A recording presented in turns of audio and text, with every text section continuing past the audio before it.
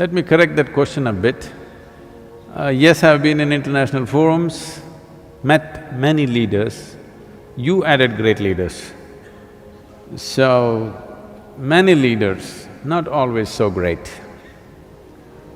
Yes, there are a few great leaders, no question about that. Where is the world heading? There are many possibilities because we have capabilities and technologies which no other generation could ever dream of. Will our capabilities turn against us or will they work for us is the big question.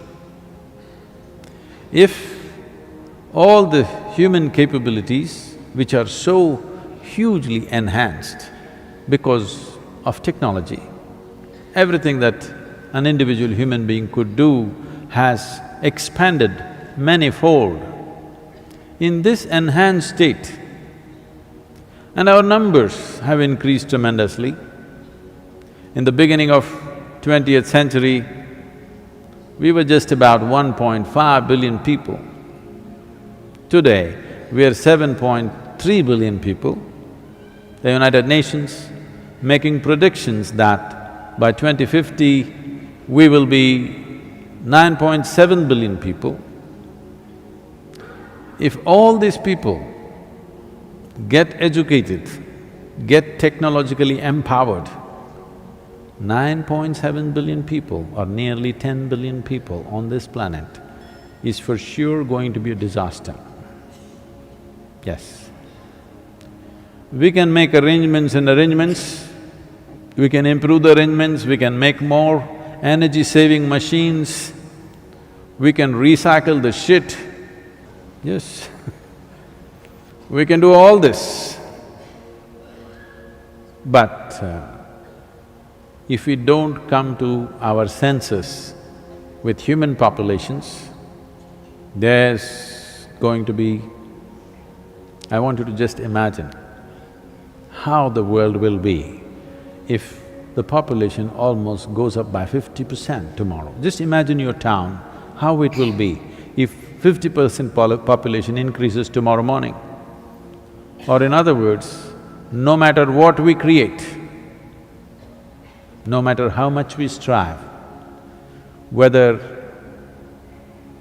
we build, everything is going to be insufficient because the planet is going to be insufficient.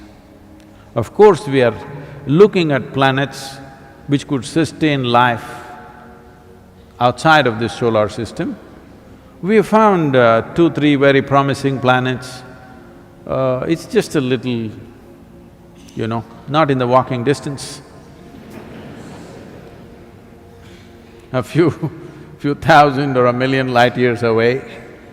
Great planets, I believe. But this is the thing, but nobody wants to address this issue. Everybody wants to talk about cosmetic solutions, not address the basic problem of expanding human population. I was in a conference and I said, see, unless you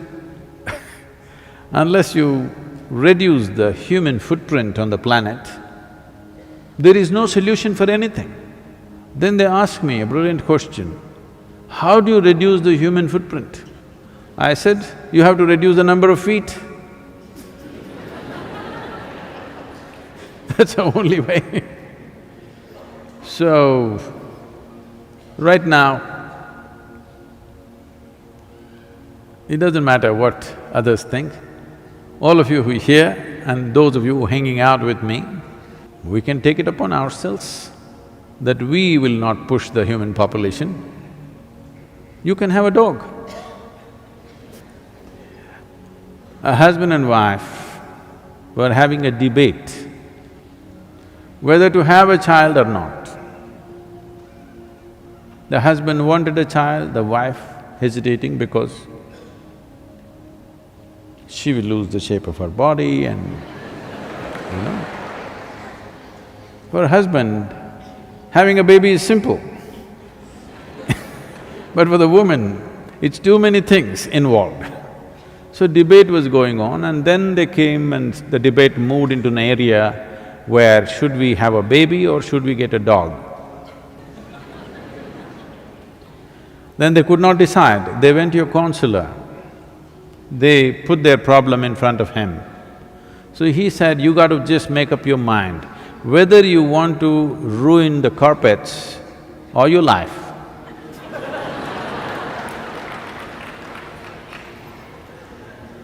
I'm not saying children are bad, they're wonderful, but it's just too many. We as human beings, we are wonderful, but we are too many. We are so many that the insect population is going down.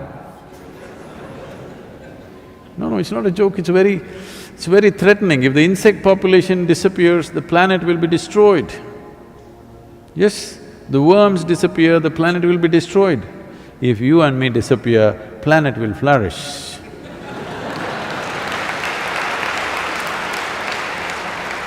So, leave the leaders alone because in every conference that you meet, very cosmetic solutions are being talked about. How to adjust the marketplace, okay? How to do this, how to do that. On immediate scale, yes, those things are necessary, but you're talking about what is the future of this world. If that is so, if we want a future for this world, if we want our children and their children to live well on this planet, the only way is to bring down human population. Not by doing some horrible acts, but if we have… See, our life expectancy has improved. This means we have taken death into our hands. When we take death into our hands, it is our business to take birth also into our hands, isn't it?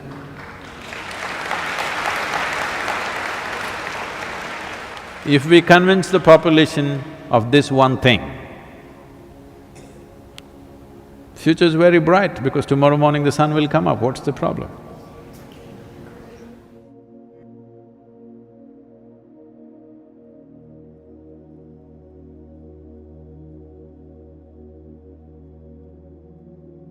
Sometimes we get caught up in our daily life, working, running, planning for future, that we rarely pause to look at the bigger picture.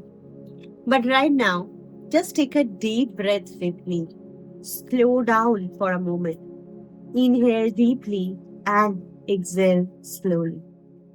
You are here, you are alive, and that is already something extraordinary. This world we live in, so full of beauty, life, wonder, it's not something separate from us. We are a part of it. Everything we build, consume, touch, or think about it leaves a mark.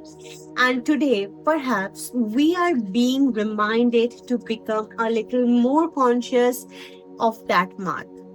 You see, we often think in terms of more comfort, more technology, more resources, more people, more success.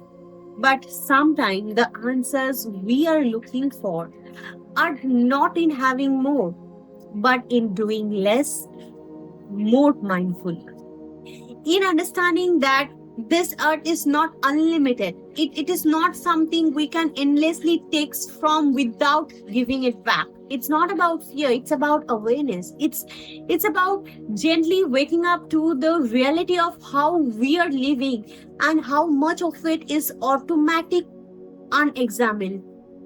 And maybe, just maybe, something in you is stirring now, a soft realization that your choices matters, your awareness matters, the way you live, the very way you breathe, very way you treat your life matters. Not just for you, but for the being who will walk this earth after us. It doesn't have to be overwhelming. You don't need to change the whole world in a day. But you can begin today. You can begin by being a little more present, a little more thoughtful, a little more willing to see, not just with your eyes, but with your open heart.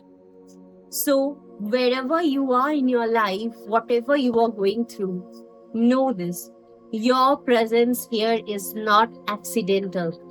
You are here for a reason, and if you are listening to these words now, perhaps life is inviting you to be more conscious, more loving, and more connected. Let's not sleepwalk through this one chance we have. Let's breathe a little deeper, live a little lighter, and walk through life knowing that our smallest actions can carry the greatest meaning when they come from awareness. Do remember, this is not a summary of Sadhguru's word, it is simply my interpretation of the deep wisdom he imparted. Kindly keep them separated and do not misunderstand. Thank you for joining, and we will see you tomorrow. Until then, please stay tuned. Namaskaram. Chandrachud Shiv Shankar Parvati Ramana निनगे Namo Namo.